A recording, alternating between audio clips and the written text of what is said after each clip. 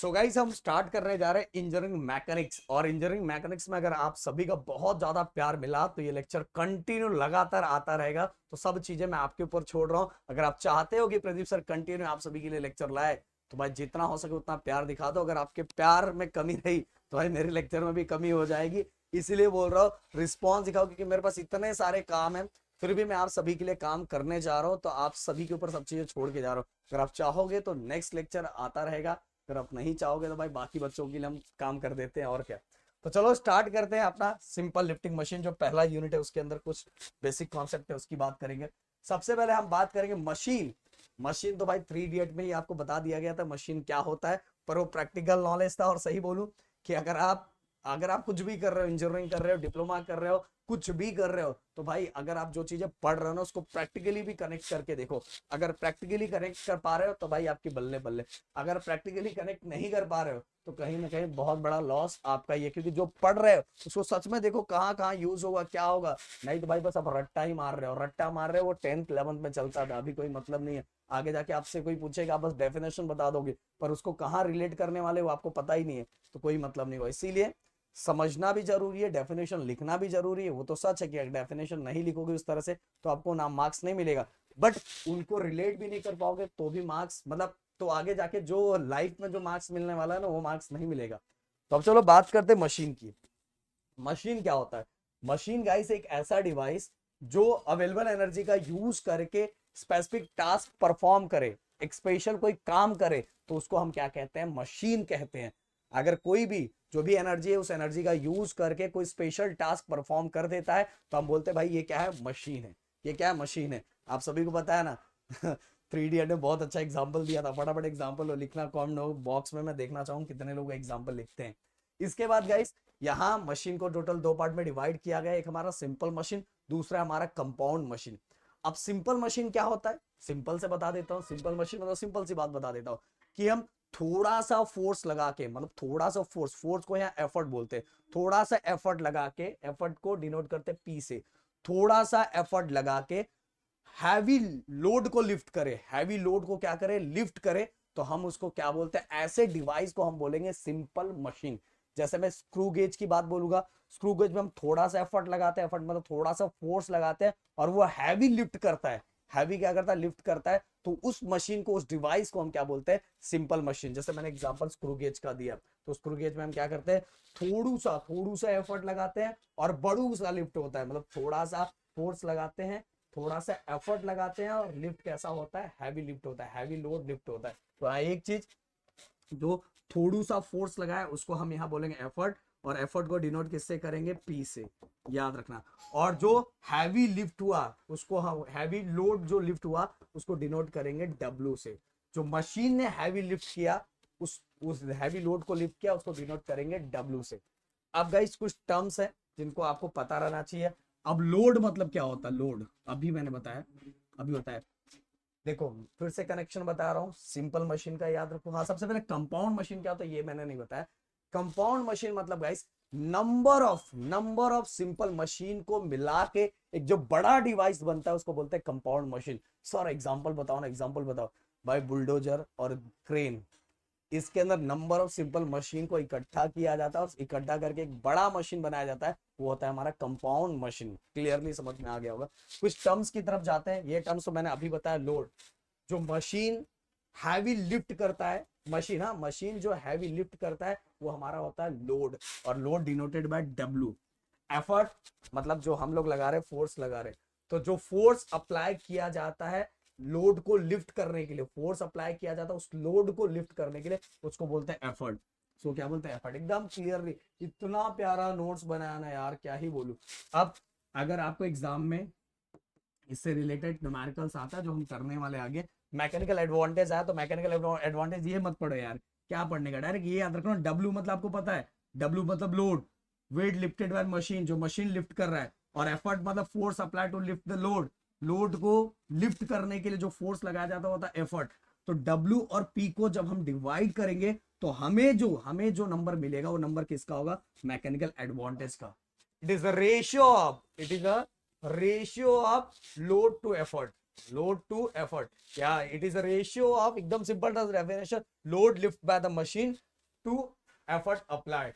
Okay, बस W आपको पता है, W मतलब लोड, P मतलब एफर्ट, दोनों को डिवाइड कर दो, जो जो नंबर मिलेगा वो नंबर किसका होगा, मैकेनिकल एडवांटेज का। क्लियर, मेरे ख्याल से समझ में आ गया होगा। अब चलते हैं आगे। अगला एक और चीज एग्जाम में आता है, वो है हमारा वेलोसिटी रेशियो। वेलोसिटी रेशियो अगर मैं यहां आपको क्लियर करना चाहूं, y अपॉन x। अब y क्या होता है गाइस, सबसे पहले y क्या होता है, अगर मैं थोड़ा इसको बड़ा करूं आपको दिखाना चाहूं। ओके, सबसे पहले ये देखो, सबसे पहले ऊपर y है, distance move by the effort. अब मैं मान लो मैं कोई मशीन मेरे पास है, उस मशीन को लिफ्ट करने के लिए मैं कितना मूव हुआ हूं, कितना एफर्ट लगाया गया है, जो एफर्ट लगा रहा है वो कितना मूव हुआ है, it is denoted bye W। और वो एफर्ट लगाने के बाद सामने वाला लोड कितना लिफ्ट हुआ है, मतलब एफर्ट लगाने वाला कितना मूव हुआ है, कितने डिस्टेंस वो मूव हुआ है, it is denoted bye Y। और एफर्ट लगाने के बाद जो जो लोड है वो कितना मूव हुआ है, वो कितना मूव है, मान लो मैंने फोर्स दबा के लगाया है, तो मैं लगा रहा हूं, मैं लगाने वाला बंदा हूं, तो मेरा भी कुछ ना कुछ डिस्टेंस मूव हुआ है। तो जो अप्लाई कर रहा है, जो अप्लाई कर रहा है, जो एफर्ट लगा रहा है, वो कितना मूव हुआ है, it is denoted by y. जैसे एग्जांपल एक मैं रखूं, मैं सामने कोई बॉक्स है, समझाने के लिए बस बता रहा हूं, एक कोई सामने बॉक्स है जिसको मैं एफर्ट लगा रहा हूं, धक्का मार रहा हूं, तो मैं कितना मूव हो रहा हूं फोर्स लगाने के लिए, it is denoted by y. और वो जो बॉक्स है वो कितना आगे जा रहा है, वो क्योंकि वो भी आगे मूव हो रहा है, लोड मूव हो रहा है, तो it is denoted bye x. और जब मैं दोनों को डिवाइड कर देता हूं y अपॉन x, तो उसको हम बोलते हैं velocity ratio. Distance move by the effort जो लगाया गया है, और distance move by the load, जिस लोड को हमें क्या करना है, लिफ्ट करना था। तो अगर मैं दोनों को डिवाइड कर दूंगा तो मुझे क्या मिलेगा, वेलोसिटी रेशियो। समझ में आया? जैसे स्क्रू गेज के अंदर प्रेस किया, तो कितना एफर्ट मैंने लगाया, उसमें कितना डिस्टेंस ट्रेवल हुआ है, इसके बाद उस मशीन ने कितना लिफ्ट किया, मतलब कितना मूव हुआ है, तो वो हो जाएगा x। और जो मैंने किया था वो क्या हो जाएगा, y। तो y अपॉन एक्स को जब मैं डिवाइड करूंगा तो मेरा आएगा वेलोसिटी रेशियो। और गाइस जैसे इसके अंदर बताना चाहूंगा कि हमारा मैकेनिकल एडवांटेज को कोई भी यूनिट नहीं होता, और इसके बाद वेलोसिटी रेशियो की अगर मैं बात करूं तो वेलोसिटी रेशियो को भी कोई भी यूनिट नहीं होता। क्यों यूनिट नहीं होता, क्योंकि दोनों ही डिस्टेंस है, मीटर मीटर क्या हो जाए, कैंसिल। अब एग्जाम में एक चीज और आता है, वो होता है हमारा mechanical sorry efficiency of machine. Efficiency of machine बहुत सिंपल है,